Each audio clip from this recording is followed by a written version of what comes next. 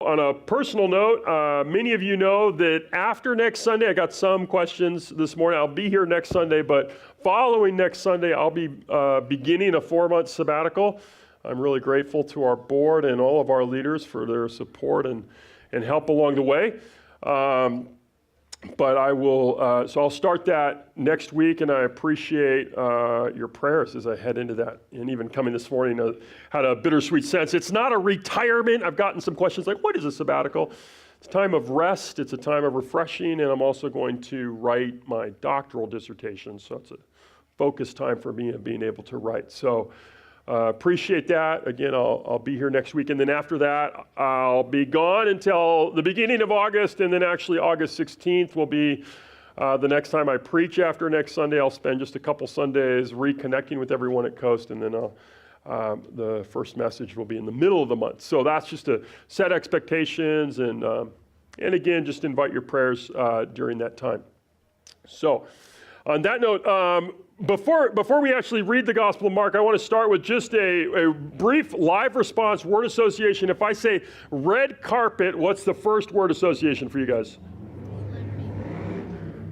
Oscars. Celebrities, Oscars. First service, it was almost uniformly Oscars.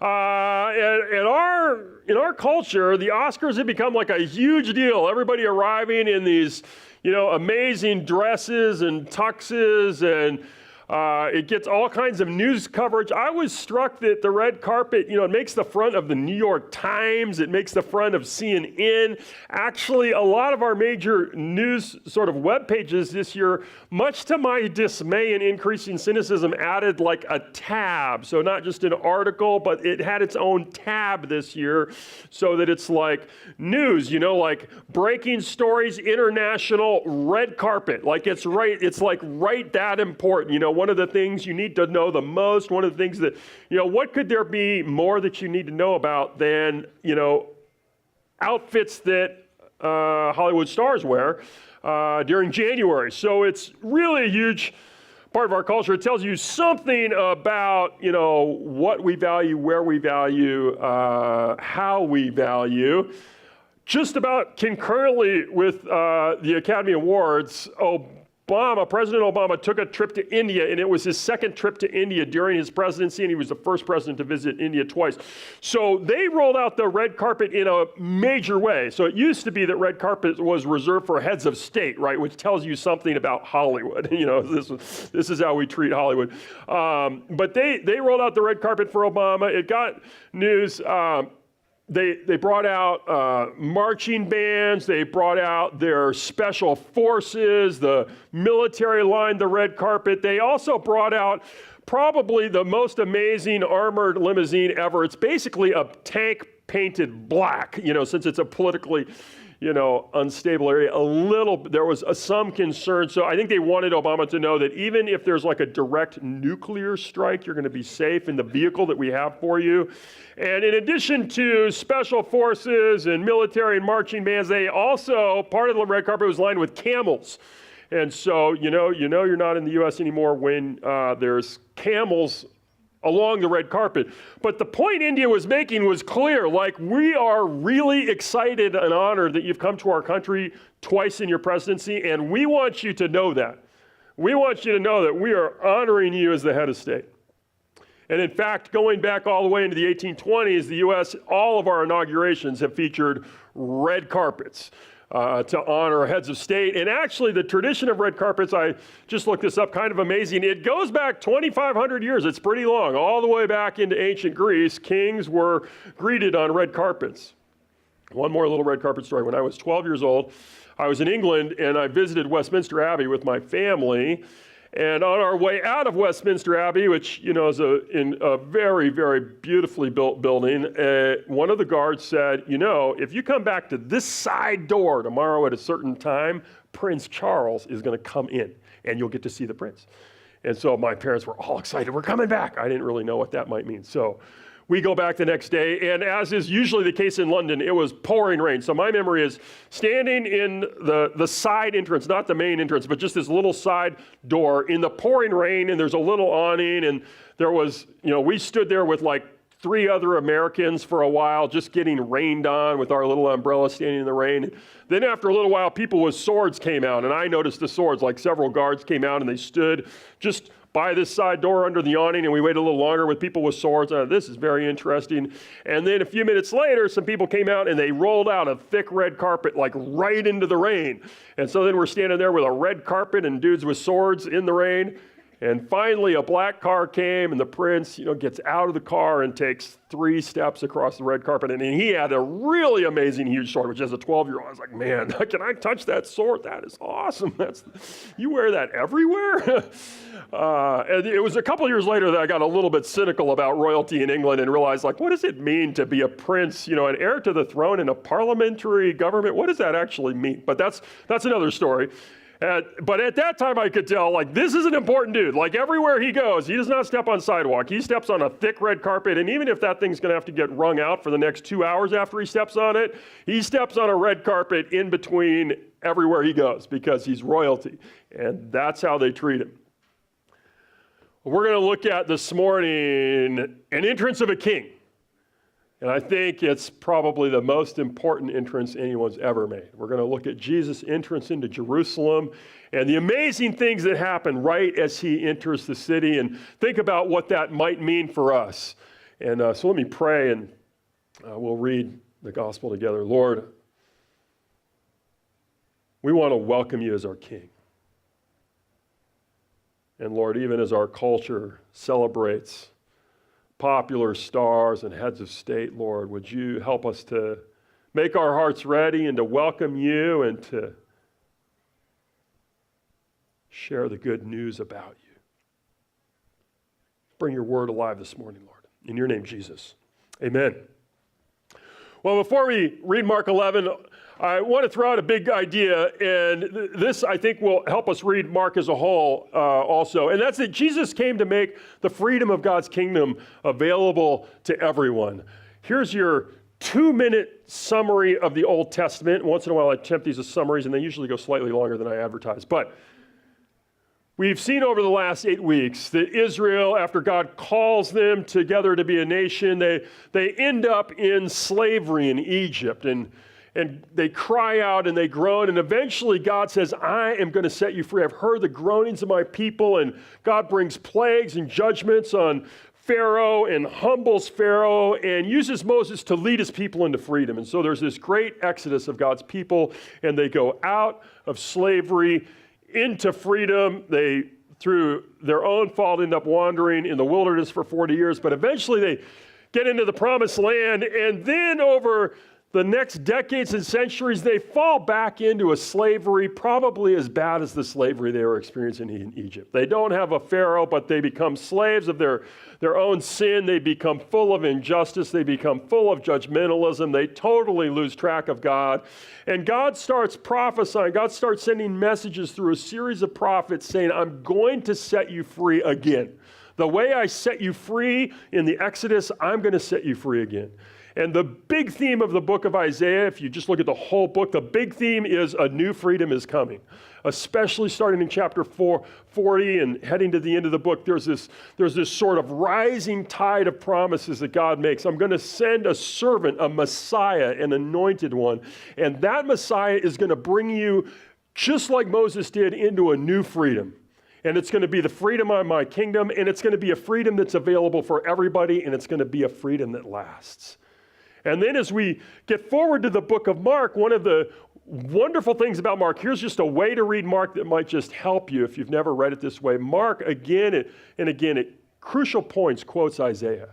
And Mark is again and again making the point that Jesus is leading his people to freedom. This is the promised freedom. And it's a freedom that's going to be for everybody. And so the first half of the book of Mark, Jesus comes setting people free, living it out, driving out demons, and it's full of sort of the action and miracles of Jesus, liberating people. And then the second whole half of the book of Mark just focuses on the last week of Jesus' life. And that week begins with 3 sort of prophetic actions, 3 signs, if you will, 3 symbolic things that Jesus does to announce his arrival as king.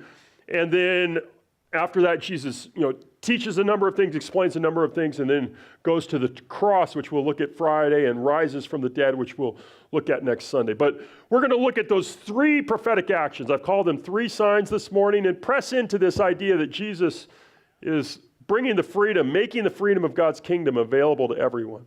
So here's how Mark 11 begins. As they approached Jerusalem and came to Bethphage and Bethany at the Mount of Olives, Jesus sent two of his disciples, saying to them, "Go to the village ahead of you, and just as you enter it, you will find a colt tied there," or another translation would be a donkey, "which no one has ever ridden. Untie it and bring it here. If anyone asks you, 'Why are you doing this?' say, 'The Lord needs it, and we'll send it back here shortly.'" They went and found a colt outside in the street, tied at a doorway. As they untied it, some people standing there asked, "What are you doing untying that colt?" They answered as Jesus had told them to, and the people let them go. When they brought the colt to Jesus and threw their cloaks over it, he sat on it. Many people spread their cloaks on the road, while others spread branches they had cut in the fields. Those who went ahead and those who followed shouted, "Hosanna! Blessed is he who comes in the name of the Lord. Blessed is the coming kingdom of our father David. Hosanna in the highest heaven." Jesus entered Jerusalem and went into the temple courts.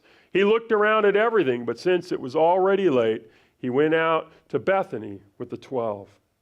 Okay, I love this scene. It's amazing to me as Jesus has come up from Jericho, where he's just healed this blind man named Bartimaeus, and he comes up to Bethany and Bethphage, which are right near Jerusalem, just a short walk. And he gathers his disciples together. And I don't know if you've noticed this, but Jesus is always telling his followers to do crazy things.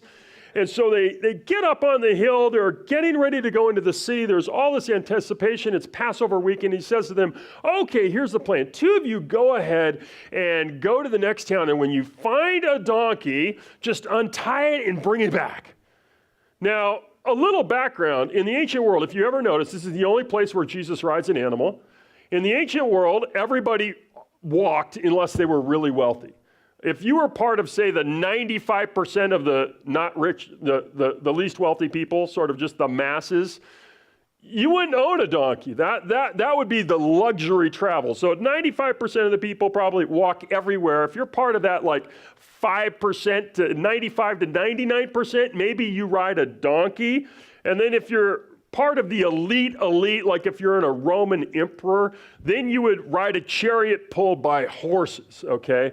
Or if you're Pharaoh was super powerful and he rode chariots behind other chariots, which was a demonstration of his power. So he had a chariot and he was so wealthy that he could ride in a chariot behind chariots. And the Roman emperors would do the same thing. They would have foot soldiers and then chariots and then their own extra large chariot. But only the really wealthy had donkeys. So Jesus tells his disciples, here's the plan. Go into the next town, and when you see a donkey, just steal it. Just untie it. Just untie the donkey and bring it back. And, we sort of lose the shock value of that command. And they say, like, what? That's sort of like, in today's culture, I could just say to us, hey, since we're followers of Jesus, we're going to pray, and then you know what we're going to do? A couple of us will go down to Fashion Valley, and the very first Mercedes-Benz you see, there's going to be a key, and just get in that thing, open it up, and bring it on back. Just drive it back. And you can see the disciples just like, I don't think that's going to go really well. Like, just stealing a donkey doesn't sound right. That doesn't sound ethical.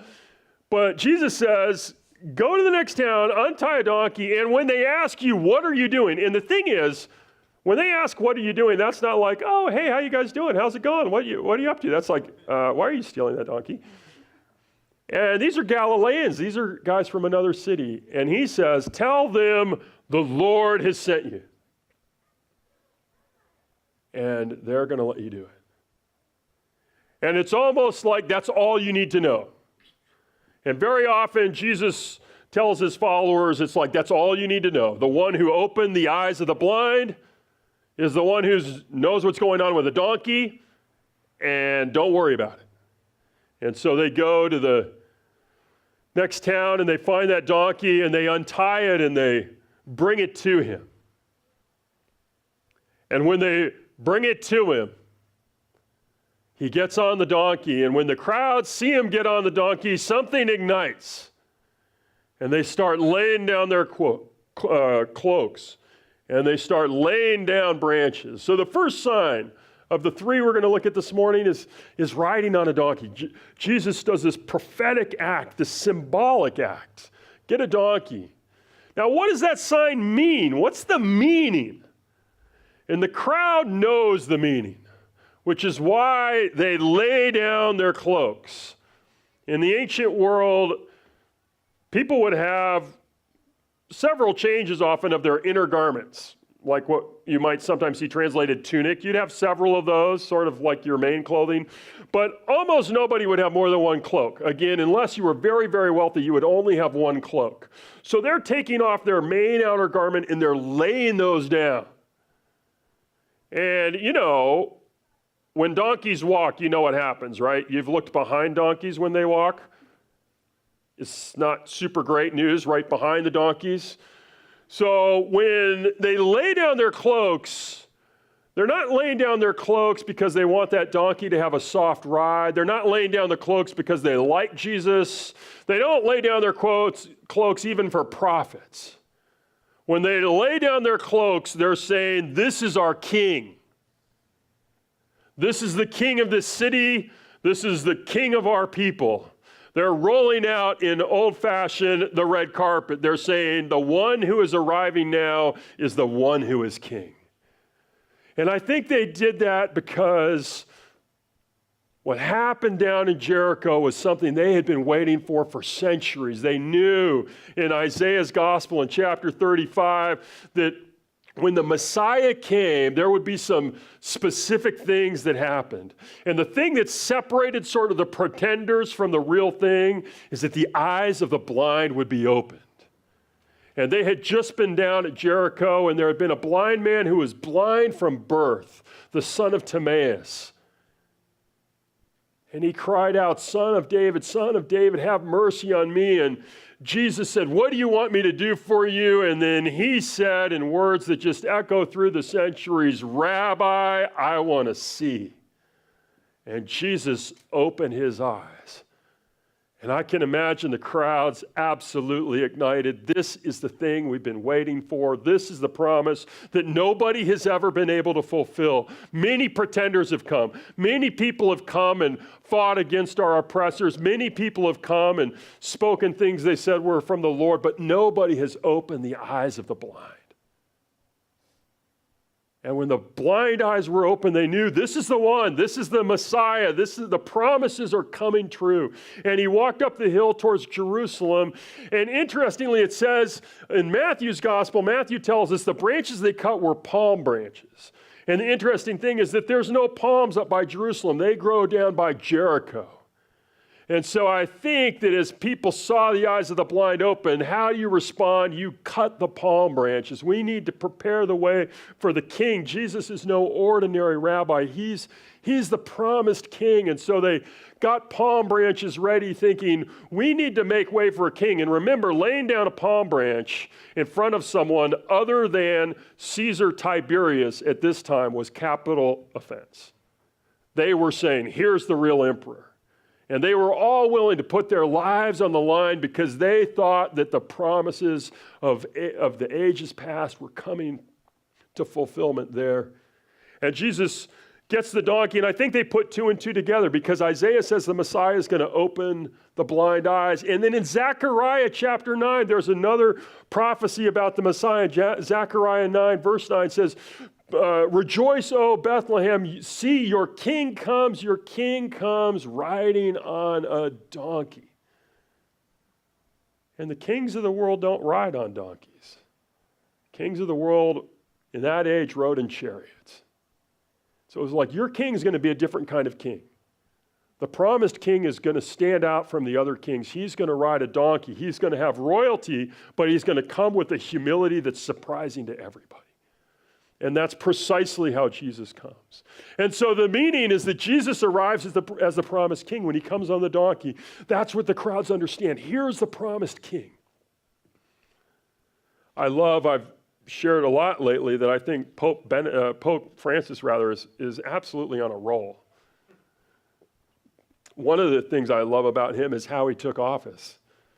When popes take office, a few things happen. They take a red cape that signifies their new office. They put on some really fancy red shoes, and then they get to pick their cross. And there's a whole case of crosses that they choose from, and there are these extravagantly jeweled ancient crosses that have been worn by popes down through the ages. And Francis, now famously, when they offered him the cape, he declined. He said, "No, thank you. I'm actually not going to wear the cape." And I would love to have just sort of been a fly on the wall as the cardinal said, "No, it's like, you have to wear the cape." And he said, "No, I'm the Pope. I'm actually, no, thank you. You can keep the cape. Here's your shoes. These are the new shoes. Actually, nope, you can keep the shoes also." And then they offered him all these beautiful crosses, and he said, "Actually, no, the simple wood Jesuit cross I've always worn is the cross I will always wear. And you can keep all the fancy crosses." And I thought, here's a guy that's like Jesus, isn't it? And then they had the Pope Mobile, what's called the Pope Mobile, the papal limousine, awesomely called the Pope Mobile, was, waiting to take him to the papal palace. And he said, "Actually, you can keep the Pope Mobile also, because I'm going to take the public buses as I always have everywhere I've ever been." And he walked right past the limousine and got in the public bus and took the Rome public bus over to his new sleeping quarters. And I thought, that's just how you would want to arrive into any new responsibility if you've been spending time with Jesus, right? That's just how you would do it. You would not want the signs of extravagance. You would want the marks of Jesus. And I thought, this guy has actually been hanging around with Jesus. And the invitation in Jesus' arrival, isn't it? It's to worship. It's to lay our lives down. I think the Pope's life is a good example of a life lived in worship, a life laid down before our King. They sing, "Hosanna, blessed is he who comes in the name of the Lord." That's actually a song that Jewish people have been singing Passover week for 3,000 years every year, and this year it will be sung in every synagogue in town. It's from Psalm 118. It's the Passover song. Hosanna, blessed is he who comes in the name of the Lord. And they're singing it to Jesus. This is the one who's promised. And the verse right before this, the interesting thing that's in this song that's always sung, is that the verse right before this is that the stone the builders rejected has become the capstone. This is who the Messiah is. The rejected stone. The prophecy is that the one that's been rejected, the one that's been overlooked, the one that's been thrown away is actually the one that holds the whole building together. The capstone in ancient buildings held the thing so that all the other pieces held in tension and the whole building stand. The one who holds everything together is the one who's thrown away. The one who holds our families together is the one that our culture has rejected. The one who holds cities together is the one our culture has rejected. The one who holds our lives together is the one so often we throw away. The stone the builders have rejected has become the capstone, and they lay down their palm branches, they lay down their cloaks. And as we come into celebrating Easter, let's be a congregation that lays down our lives before the Lord. That has, sometimes I think we forget the privilege it is to worship. The privilege it is to come together. The privilege it is to celebrate who Jesus was. I don't think that everybody outside of Jerusalem was lining the roads crying out that day. But the people who knew what had happened to Bartimaeus were there. The people who had seen the blind eyes opened were celebrating and praising and worshiping him. And even as I look in this room, I think there are miracles just seat by seat by seat by seat. There's miracles in our lives. And let's be the people that remember that when we come together, we celebrate the freedom that Jesus has brought into our lives. We celebrate that he's done extraordinary things for us that no one else could or would do. And as all this happens, I imagine that the conversations almost immediately move to like, what's next? Okay, he's coming as king, though. The promised Messiah is here. Now what's he going to do? Is Rome done right now? What's going to happen next? And things get surprising again. Let's look what happens. First, he goes into the city, and he goes to the temple and looks at what's there, and then he just leaves. He goes back to Bethany, and they go to bed. And I imagine the next morning his followers woke up thinking, what is Jesus going to do? Let's check it out. The next day, as they were leaving Bethany, Jesus was hungry, and seeing in the distance a fig tree and leaf, he went to find out if it had any fruit. And when he reached it, he found nothing but leaves. I love this note from Mark, because it was not the season for figs. Then he said to the tree, may no one ever eat fruit from you again. And his disciples heard him say it. Sometimes it's like Jesus is almost purposely weird. You can almost imagine his disciples thinking, what is he doing right now? He gets up, he's hungry, he sees a fig tree. Fig trees are famously the most beautiful tree in Israel in the spring. They flower and leaf, and they're spectacular. But they don't have fruit in the spring. We have a plum tree in our backyard that just flowered, and it's brilliantly white. And you don't have to have a plum tree for very many years to know that when it's flowering and when it's in bloom like that, there's no fruit. And after those fall off, then the little sort of the fruit begins, and then several months later, there's ripe fruit. And I wonder if the disciples were just kind of saying to themselves, he's like an amazing rabbi. He heals the sick and does cool things, but he's not really fast on the uptake, right? These are like farmers. They know, like there's not going to be, you don't have to walk over to the tree to see if there's fruit. Like there's not fruit, Jesus. So he walks over anyway. He's hungry. I'm going to go look at that fruit tree. You just think they're like, you're an idiot. Like, that was cool yesterday. The healing was cool, but there's no fruit. Goes over to the tree. There's no fruit. And it sounds like they're walking behind him. They're in earshot range. And he gets there and he says, may no one ever eat fruit from you again. And now you almost wonder, like, is he just having a terrible day? Like he's hungry and he's just really ornery. He's cursing a tree that shouldn't even be bearing fruit. And what I love about Mark's gospel is very often it's super confusing. The disciples often look stupid. They do not know what's going on with Jesus, which is often the way life is, isn't it? You follow Jesus like, I'm totally confused by what God is doing in my life right now. And Mark does not help you out. Other gospels have these little parenthetical expressions. In case you don't understand this, here's what it means. There's a confusing parable in Matthew. Okay, if you're confused, the disciples were too, but here's what Jesus told them later. So here's how you understand it. Mark just leaves you hanging. That's really confusing. Next. So here's the symbol or the sign. It's the cursing of the fig tree. Jesus comes and he curses a tree that's out of season. And they probably wondered, what is going on? Why would Jesus curse a fig tree? Now, here's one little clue to chew on. What they probably did know and did remember is that the fig tree was the national symbol of Israel. They didn't have flags in the ancient world. They didn't have flagpoles where you would raise the colors of your nation, but they did have symbols, and Israel's symbol was the fig tree. And I think a way for us to understand this would be to think of, we're going to have a president take office in 2016. And there's already, I think, we'll say a nauseating amount of publicity about that event, but that's my own opinion. Whenever he or she takes office, just imagine the president taking the oath of office, coming into Washington, D.C., stepping off the stage, taking an American flag and lighting it on fire. Just burning the flag. You can imagine that would not go over very well, would it? And that would create all kinds of conversations like, what is going on? Like, why on earth would our president, upon inauguration, light a flag?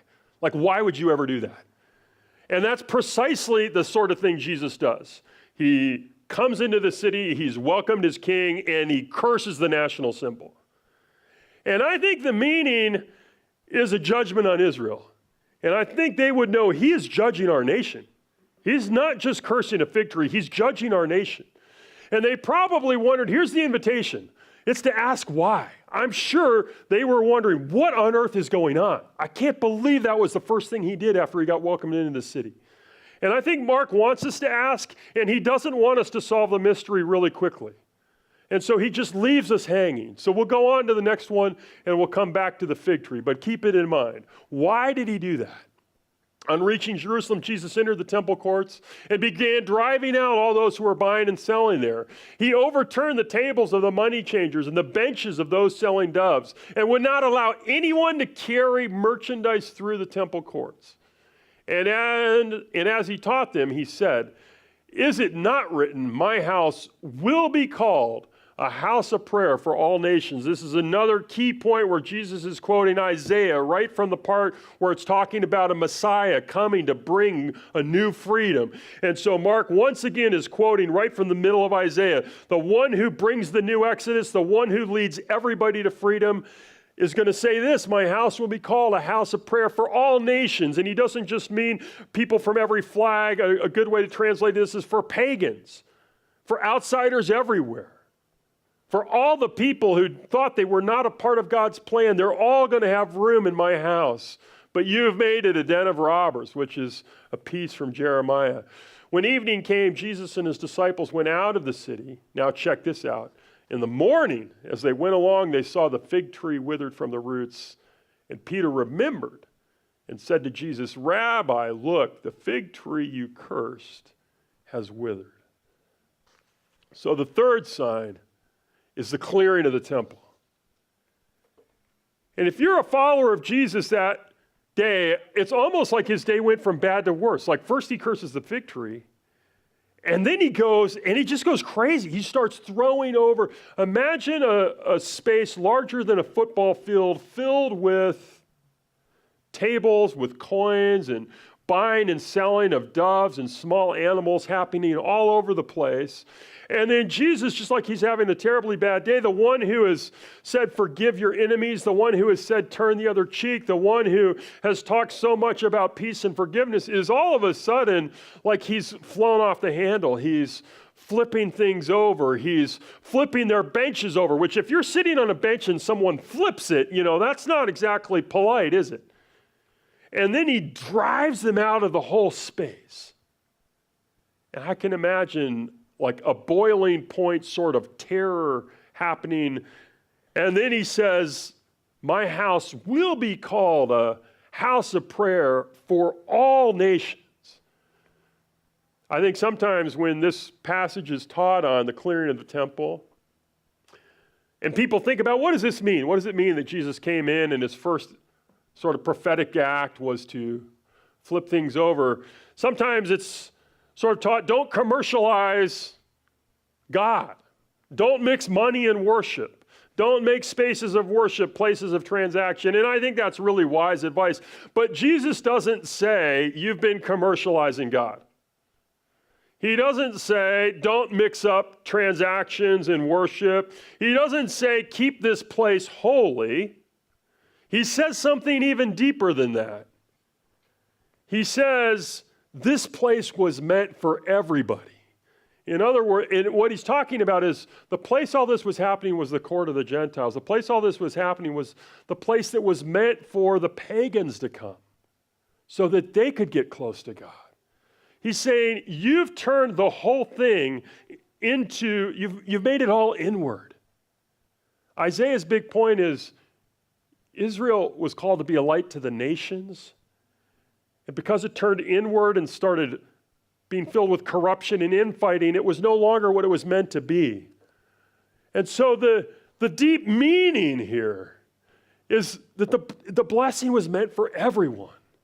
And now here's the thing. The reason that Mark comes back to the fig tree is that the fig tree is like the key that unlocks the temple. Jesus is not just cleansing the temple, he's pronouncing judgment on the temple. And when nobody can buy or sell, that means no sacrifices can be made. And Jesus is essentially saying this whole system It's going to be replaced now. The whole way of coming to God that was supposed to be a light to the nations that wasn't, it's going to be replaced now. And in fact, shortly later, Jesus will say, I'm going to destroy this temple and raise it again in 3 days. Which is to say, the whole thing is going to be entirely redone. So the meaning is that it was supposed to be open for everybody. That's what, my house will be called a house of prayer for all nations. And the invitation then, I think for us, is to share the good news about Jesus, to remember that we are always meant to be a light to everybody. The Exodus is meant to be for the whole world. It's meant to be for everybody around us. It's not meant to be a special possession of a few. Just picking back up the Francis theme, hopefully for the last time in a little bit here. Francis, among other things, has been on an absolute roll this Lent. I don't know if you caught this, but he began Lent this year by having bathrooms, showers, and a barber shop installed in the Vatican for the homeless in Rome. And I thought, that's not far off, right? That's pretty right on.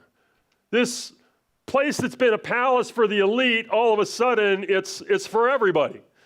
You might have seen that on his 77th birthday, the Pope gets to invite over whoever he wants to on his birthday. And on his 77th birthday, pretty good invitation, he invited 150 homeless people and his whole favorite soccer club from Buenos Aires.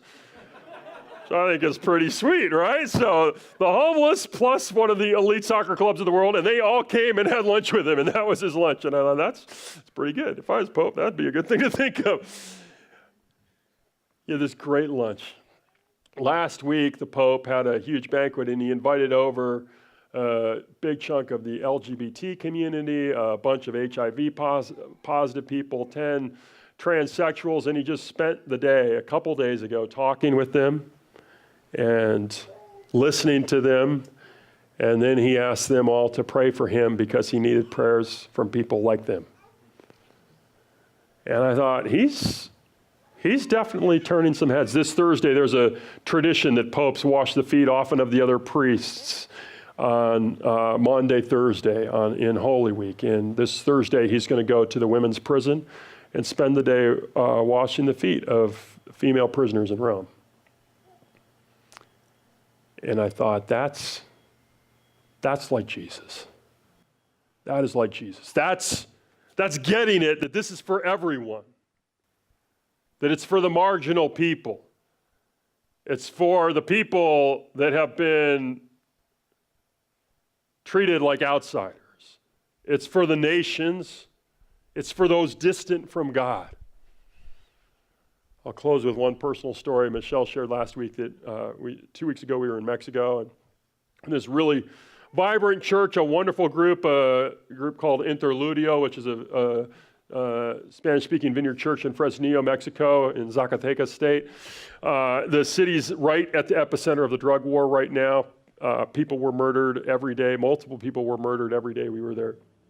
And we taught on Luke 10, which anytime we're somewhere else teaching, we teach basically on Luke 10. And so we taught on that passage, and then we did a little exercise on the Saturday where we went with small groups from the church out into the city just to pray for people, random people, ask for God's direction, and just pray for whoever we could find who would want prayer.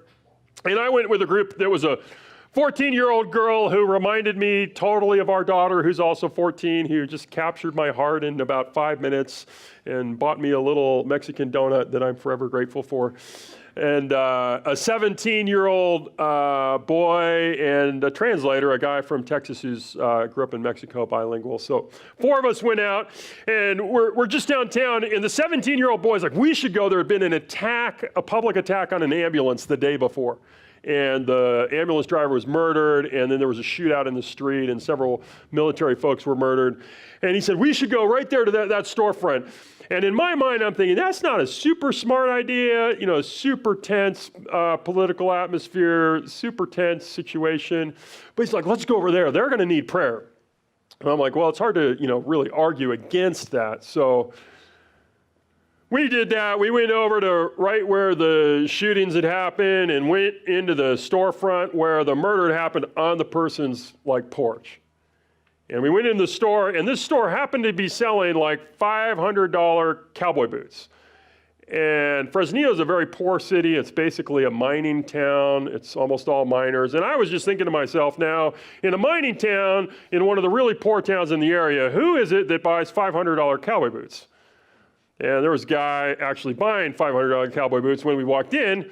And, in my mind, I'm just thinking, now, who is this fellow here in the store with us? Because I don't suppose that the average miner is buying, brilliant white cowboy boots that are extra high with gold all over them. I just feel like that's out of the range of most miners.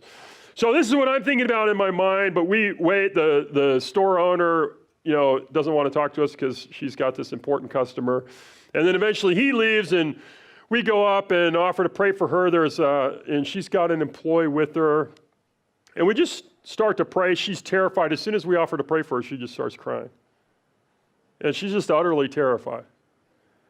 And as we're praying, the 14-year-old girl says, I just feel like God's speaking Psalm 91 to me. We should read Psalm 91. And so the translator reads Psalm 91, which is about God's protection, basically. God's protection over us. And pretty soon, both the employees are just weeping. And the translator asks her, if you ever heard these words before. And she said, no, I've never heard this. And he just starts explaining, this is the God who offers protection, the God who made everything, the God who sent Jesus. And he asks her if she's a Christian, and she says no. And I didn't understand the entire conversation, but it sounds like she's got some vaguely spiritual background, kind of like an maybe all roads lead to God sort of thing.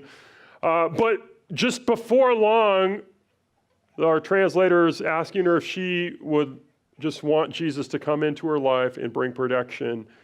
And right away they're praying and asking the Lord to come into her life. And as I walked out of the store, I just felt so alive. I felt like this is what the church should be. Now, even though I was thinking about stuff I shouldn't even have been worried about, this is what the church should be. The church should be a 17-year-old saying, let's go into the heart of it. Let's go where it's needed the most. Let's go to where people are hurting the most, where they're scared the most. Let's go there and pray for people. And a 14-year-old just quietly, nervously listening to God and suggesting in a really insecure way, maybe Psalm 91 is important. I think God is saying that to me. And as we read Psalm 91, the Spirit of God kind of bringing down the house in two people's lives. And as I came back, I realized how much I want to be. Let's be a church that's just alive, bringing the message of Jesus where it's needed. Bringing the message of Jesus to those who are hurting, to our friends who are scared. Our city's not torn by violence, but it is torn by a kind of what I would like cancerous complacency, I would say. A deep ache that there's got to be more, and an uncertainty how to get there. Let's go to the people who are aching and shine like we were meant to shine. Let's all stand. We're going to take communion together at the end, and whenever we take communion, it's an open table. It's a reminder that Jesus is for all of us. We're going to sing a song of worship, and I'll invite us to come up the aisles and take a piece of bread and a cup and return to our seats, and we'll take those all together. But as we do that, I want to just ask two things. One is if you are a person this morning who feels distant from God or like an outsider, I want to just say that this is another reminder that Jesus came for all of us. And that as you take this bread and this cup, you can start a journey with Jesus in a very simple way, just by saying, I trust you, God, I trust you. It could be your symbolic action for the day. But I also want to invite all of us as we hold communion. I think oftentimes when we think about communion, we think about our own sin or our own need for God. This morning, I want to invite us to think about a friend who might need God. Just ask God for one face. Is there one person who I might need to convey your body and your blood to? Is there one person this week you would want me to reach out to?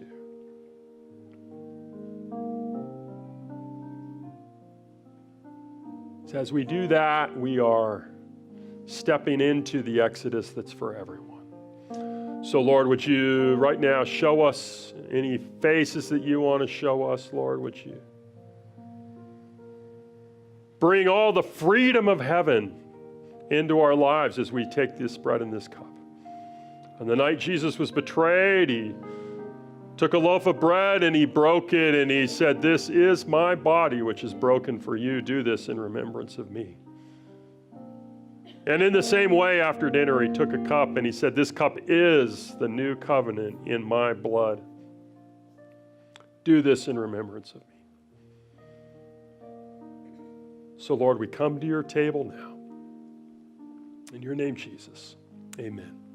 So if you want to come down the aisles, take the bread, there's a table in back, and you could return to your seats on the center aisles. That'll help the flow a little bit, and we'll take the bread and the cup together in a minute. If you heard anything from God this morning, or if there's anything you wanted to respond to that Jamie said, any of those invitations, we want to invite you up. And if there's anything that you want prayer for at all this morning, we also want to invite you to get prayer for that as well. Can we all hold hands as we close the service this morning?